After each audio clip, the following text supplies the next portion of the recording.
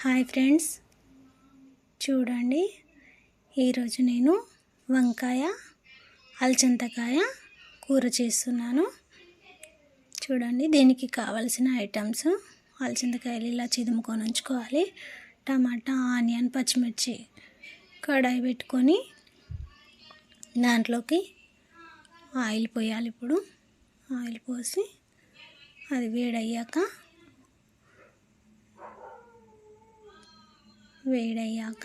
దాన్ని ఆవాలు, జీలకర్ర వేయాలి.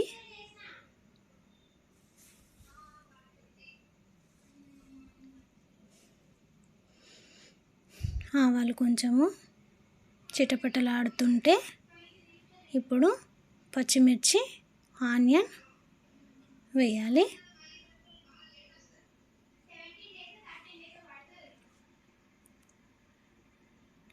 పచ్చిమిర్చి, ఆనియన్ వేసాక ఇప్పుడు మనకు న్యాచురల్ మెంతి కూర దొరుకుతుంది కదా, మెంతి కూరను కూడా కట్ చేసి వేయాలి.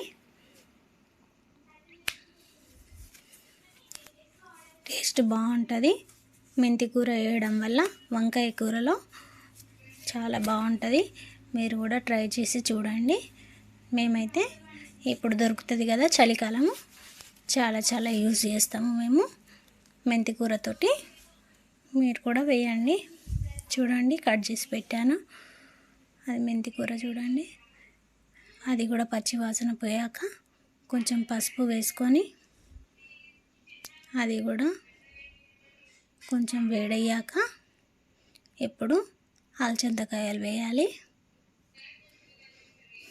అలచంతకాయలు వేసాక అందులోనే వంకాయలు వేయాలి.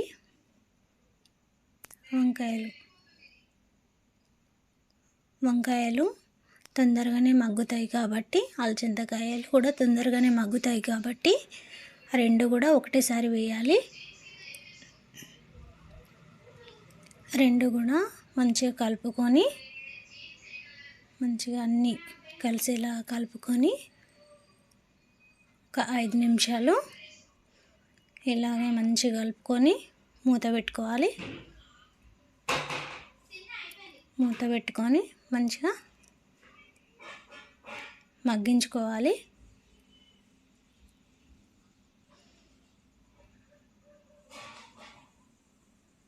మగ్గించుకొని మళ్ళీ 5 నిమిషాల తర్వాత మూత తీసి మళ్ళీ ఒకసారి కలుపుకోవాలి. మళ్ళీ కలిపాక మంచిగా ఆయిల్ చూడండి ఎలా రిలీజ్ అవుతుందో, మంచి అరోమా కూడా వస్తుంది. మంచిగా కలుపుకోవాలి. చూడండి ఎంత కలర్ఫుల్గా కనిపిస్తుందో, చాలా బాగుంది కదా. మళ్ళీ క్యాప్ పెట్టుకోవాలి. మళ్ళీ ఒక 5 నిమిషాల తర్వాత అలచంతకాయ, వంకాయ చూడండి ఎంత కలర్ఫుల్గా ఉందో. చూడండి చాలా బాగుంది కదా. ఇప్పుడు టమాటా వేసుకోవాలి. టమాటా వేసుకొని మళ్ళీ దాంట్లో ఉప్పు వేసుకోవాలి, సాల్ట్ వేసుకోవడం వల్ల తొందరగా టమాటా మగ్గుతుంది. మంచిగా కలుపుకొని ఇప్పుడు మళ్ళీ క్యాప్ పెట్టాలి. తొందరగా మళ్ళీ మగ్గుతుంది.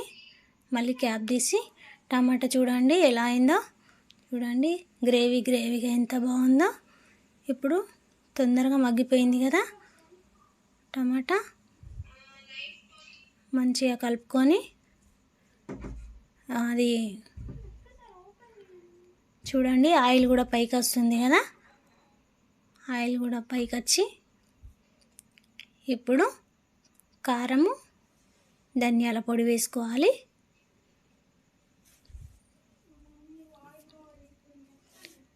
కారపొడి, ధనియాల పొడి వేసుకున్నాక మంచిగా కలుపుకొని మంచిగా ఇప్పుడు చూడండి ఇప్పుడు ఎలా అయిందో. ఆయిల్ కూడా రిలీజ్ అవుతుంది.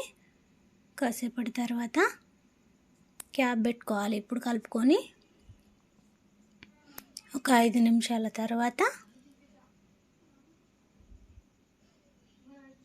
క్యాప్ పెట్టుకొని 5 నిమిషాల తర్వాత క్యాప్ తీసి చూడండి, మగ్గిపోయింది కదా, ఉడికిపోయింది కదా చూడండి.